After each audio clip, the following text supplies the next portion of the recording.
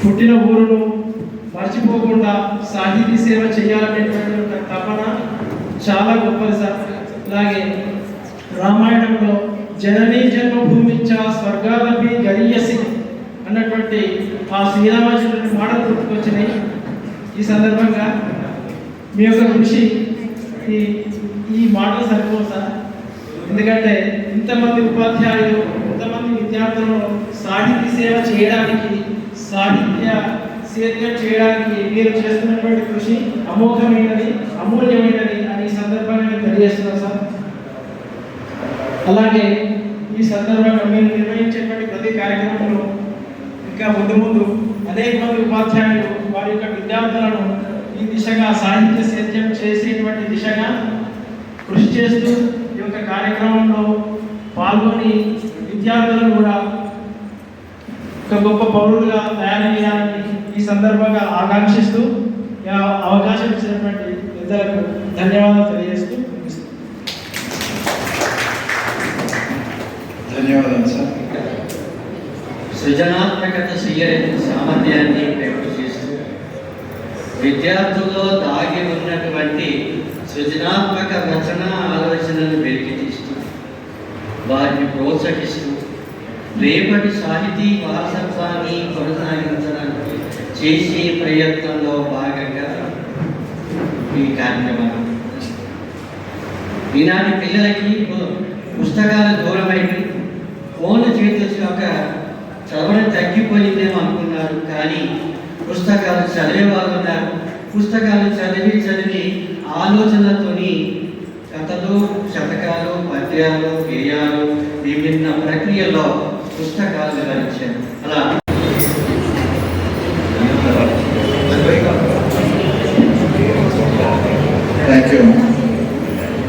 నా నమస్కారం. నేను రాసిన కథ పేరు గౌరవం. నా గౌరవం కథ రాస్తుంటే చాలా మంచిగా అనిపించింది. మా టీచర్ ప్రోత్సాహంతో నేను చాలా బాగా రాశాను. మా టీచర్ పేరు జి సత్యలక్ష్మి గారు. ధన్యవాదాలు. సాహిత్య కమిటీ ప్రథమ బహుమతి లభించినందుకు నాకు గర్వంగా ఉంది. దీనికి మా తెలుగు టీచర్ సత్యలక్ష్మి మేడం గారు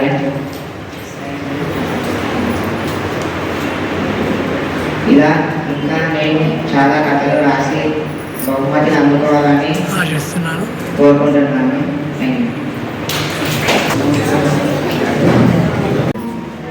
మరి ఇప్పటిదాకా పెద్దలు చెప్పినట్టు జనకాపురంలో నేను మిత్రుడు దుర్యాసాలు 5 సంవత్సరాలు కలిసి సాహిత్య సేవ చేయడం జరిగింది. దానికి ప్రత్యక్ష సాక్షులు అంజయ్య సార్ గారు, తర్వాత చాలా మందికి తెలుసు. మరి మనం భారతదేశంలో ఉండి కూడా మన పనులను బట్టి కూడా కృతజ్ఞతమై ఉండాల్సినటువంటి అవసరం ఉంది. మరి మనకు తను పనిచేసినట్టు కూడా మనకు కనిపించలేదు. అది ఎప్పుడైతే ప్రత్యక్షంగా చూస్తామో అప్పుడే మనకు కనిపించి పటల ముహుర్లు నుట దభంగ తరంగ మృదంగ నిస్వాన స్ఫుటనటనానుకూల పరిపుల్ల కలాప కళాభిజాలము కటక చిరత్కరేణు కరకంపిత సాలము గీత శైలము. Thank you. మరి పిల్లలకు సాహిత్య రంగంలో ప్రోత్సహించే వారి తర్వాత ఉన్నటువంటి నేటి రోజులలో కూడా మేమున్నామంటూ ఈ యొక్క సుగమ సాహిత్య సమితి సంస్థ ముందుకు రావడం, వారికి బహుమతులు ఇవ్వడం చాలా గొప్ప విషయం. అంటే సాధారణంగా ఏదైనా ఓ పార్టీకో లేకపోతే గొప్ప పేరు వచ్చే విధంగా ఉండేటువంటి కార్యక్రమాలకు ఎక్కువ సందర్భంలో కూడా అనడం జరిగింది. ఇది సిద్దిపేట జిల్లా వాస్తవ్యం చేసుకున్నటువంటి ఒక అదృష్టం అని భావించవచ్చు. అంటే ఇక్కడ పిల్లలు కథలు రాయడం అంటే వారి యొక్క ఆలోచనలకు ప్రతిరూపం. అంటే ఇక్కడ బహుమతి పొందిన కథ, బహుమతి పొందని కథ అనేటువంటిది ఏం లేదు. వాళ్ళు కథ రాస్తున్నారు అంటే వాళ్ళకు తిరిగి వారిని ప్రోత్సహించిన ఉపాధ్యాయులు క్షమించాలి.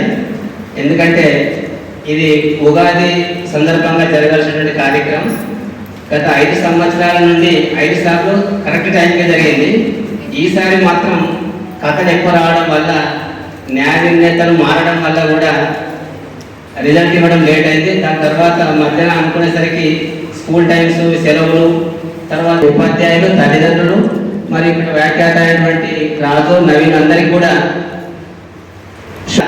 వాటిని ఒక స్కూల్లో మిగతా ఉపాధ్యాయులతో కంపేర్ చేసుకొని వాళ్ళని తట్టుకొని కథల పోటీ నిర్వహిస్తుంటే ఉపాధ్యాయుల మీద పెన్ను పెట్టి 4 అక్షరాలు రాకపోతే మనం అందరం ఇక్కడ ఉండేటువంటి వాళ్ళు కాదు, ఈ ఆలోచన చేసేవాళ్ళు.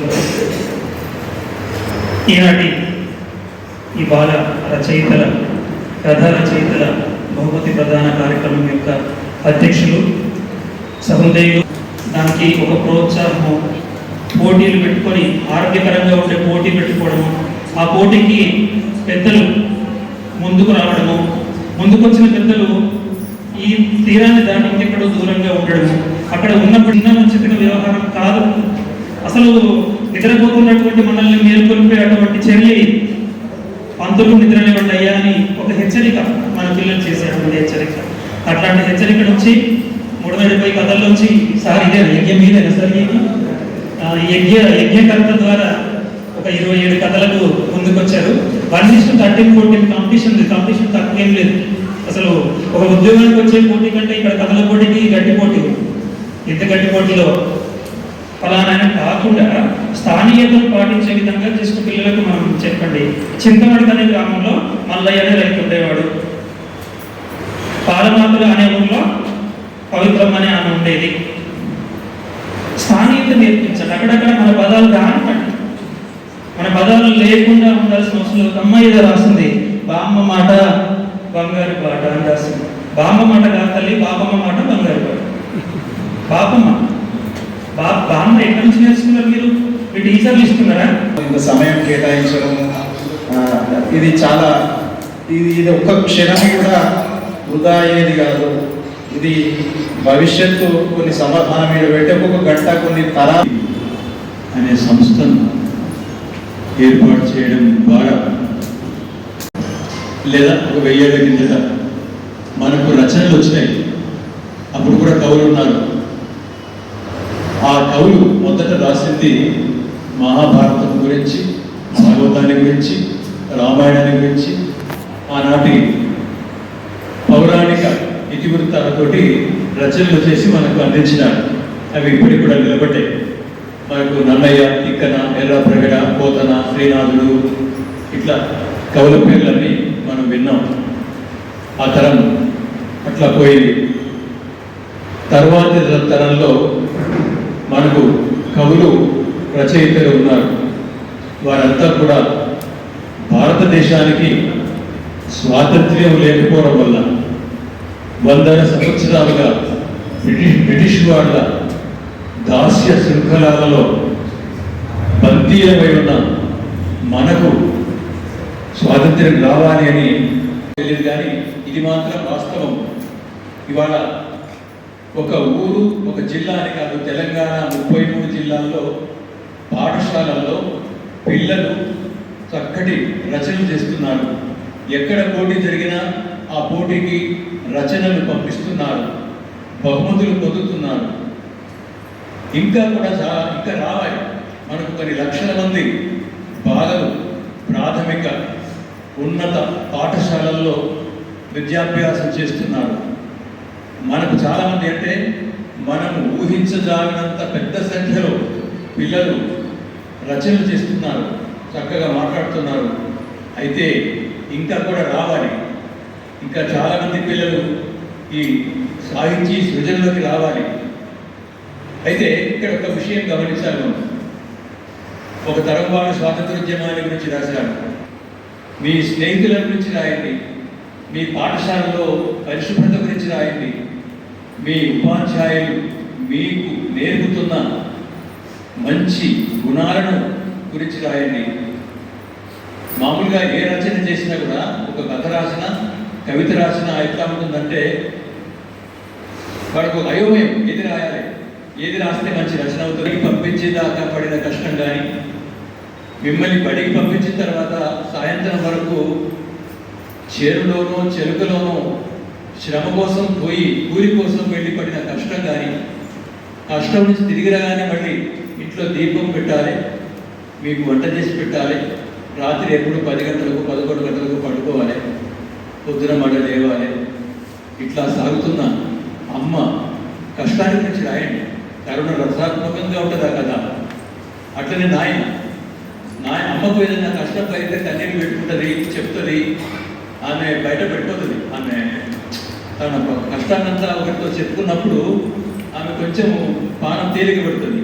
కానీ తన నాన్న చెప్పుకోలేని నాన్న కష్టాన్ని మీరు చెప్పండి. ఒక కళ ద్వారానో ఒక వ్యాసం ద్వారానో. మీకు చాలా రాయడానికి చాలా ఉన్నది. స్వాతంత్ర ఉద్యమం గురించి అవసరం లేదు, తెలంగాణ ఉద్యమం గురించి అవసరం లేదు. మీకు చాలా ఉద్యమం ఉన్నది. మీ జీవితమే ఒక ఉద్యమం. ఇక భాష అంటారా, మీకు సంస్కృతం అవసరం లేదు. మీకు తెలుగు అంటే ఇంతకుముందు పుస్తకాల్లో మనకు కనిపించే తెలుగు అవసరం లేదు. మీరు మాట్లాడుకునే తెలుగు రాయండి. అదే మంచి భాష అనుకోండి. రాస్తూ పోతే తెలంగాణ ఆత్మ మీ రచనలో కలుగుతుంది. మీ అమ్మ కష్టాలకు అక్షరూపం కల్పించిన వాళ్ళు అవుతారు. రేపటి నాడు ఎక్కడికి వెళ్ళినా కూడా పలానా అమ్మాయి మంచి కథ రాసింది, పలానా అబ్బాయి మంచి కవిత రాశాడు, పలానా వాళ్ళ పిల్ల చాలా మంచి ఉపన్యాసం ఇచ్చింది, ఇట్లా మీ అమ్మ నాన్న పేరు తీసుకురండి. ఇప్పుడు పలానా మీ అమ్మ పేరు మీ గురించి చెప్పాలంటే ఈ పిల్ల ఎవరి పిల్ల అంటే సార్ ఇంకా ఎక్కువ మాట్లాడతారు కావచ్చు, కానీ సమయం చూసి విద్యార్థులు చాలా జిల్లా నుంచి నలువైపున ఉన్నారు కాబట్టి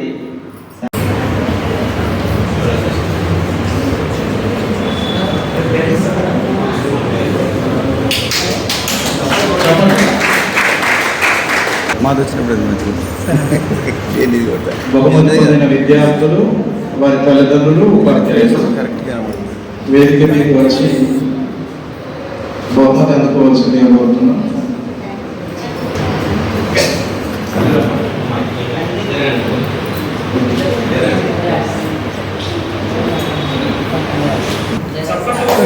చప్పట్లు కొడుతుంది.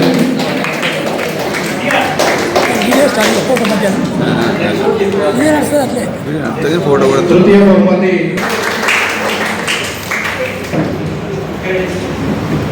కంగ్రాచులేషన్స్ అమ్మా.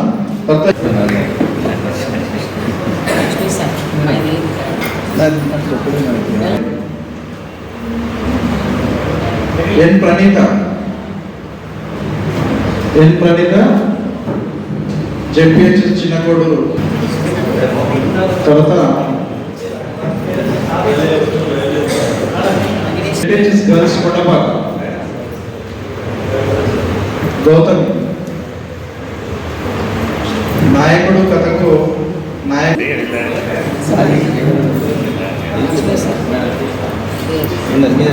అక్షిత అహంకారి అనే గారి అద్భుతమైనటువంటి కథలకు శీర్షికలు పెట్టారు సార్. అహంకారి సిహెచ్ ఎం కార్తీక్, జి రక్షిత, నరసాయపల్లి వచ్చి కార్తీక్,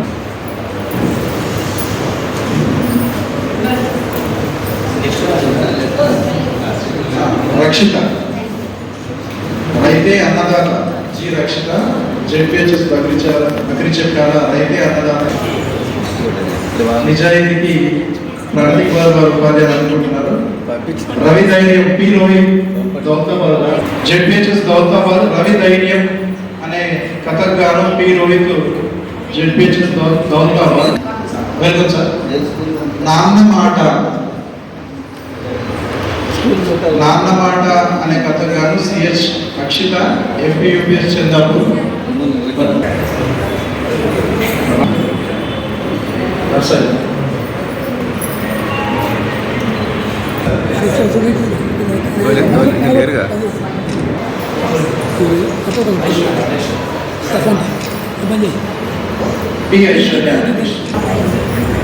ముందు ప్రియ జెడ్పిహెచ్ఎస్ చౌడారం నిజం అనే కథకు ప్రోత్సాహం ఉంది. Next B Vishwateja ZPHS Anand Sagar కలిసి ఉంటే కథకు.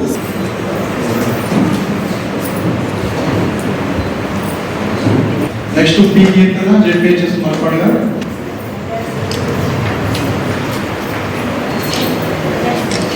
ఎండి ప్రోత్సాహ భవన్ అనుకుంటున్నారు.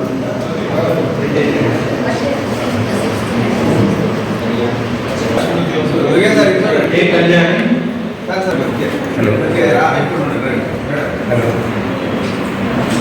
నెక్స్ట్ ఏం చూసినా జడ్పీహెచ్ఎస్ రేవలపల్లి, ఎన్సన్పల్లి వచ్చేసి.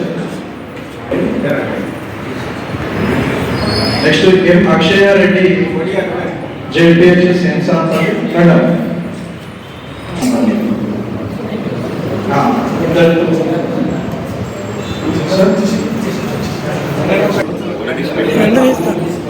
ఎవరికైనా అమౌంట్ రాలేదా? ఉపాధ్యాయులకు సన్మానం ఉంటుంది.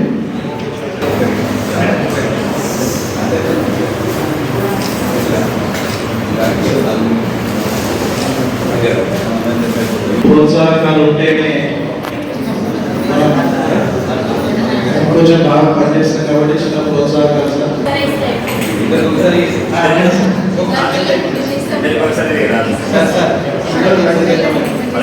సొంత ఊరు రామన్నమాట.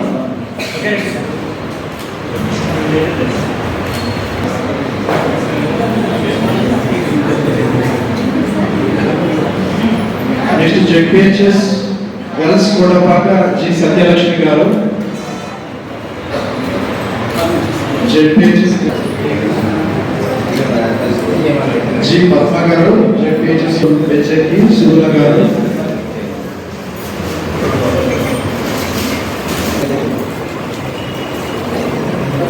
ఎన్ మాధవీలత గారు, జెడ్పీహెచ్ఎస్ బెచ్చకి.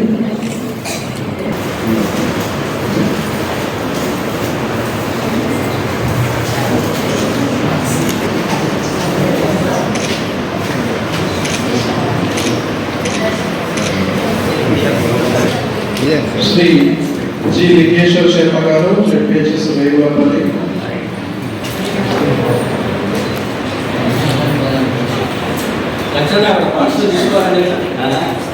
కోనం పరశురామన్ గారు, జెడ్పీహెచ్ఎస్ అనంత సాగర్.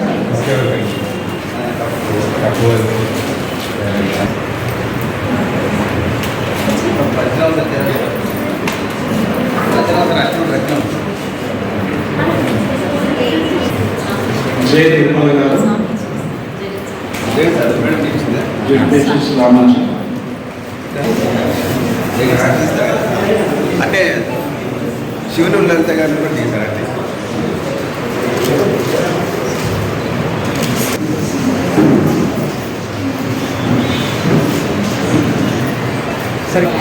ఎస్ లలిత గారు, జెడ్పీహెచ్ఎస్.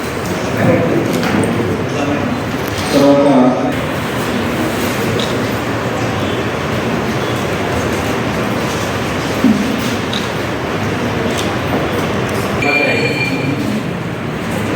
సిహెచ్ శ్రీనివాస్ రెడ్డి గారు, జెడ్పీహెచ్ఎస్ దౌతాబాద్.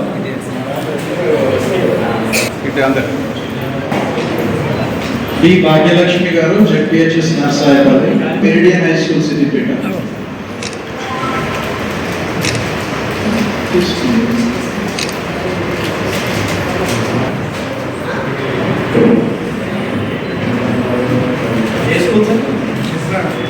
సిరిసిల్ల.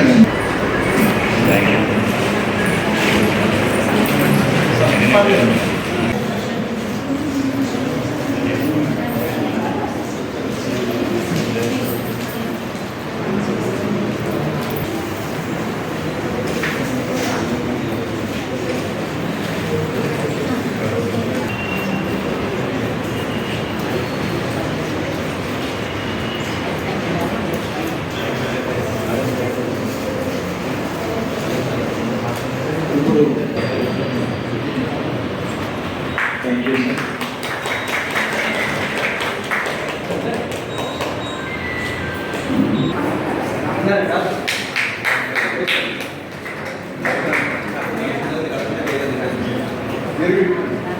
సార్.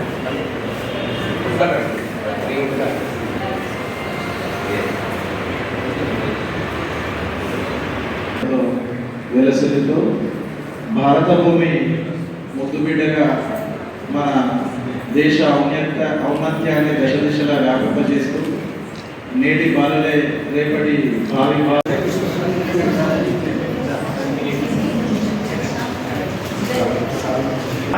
కొంచెం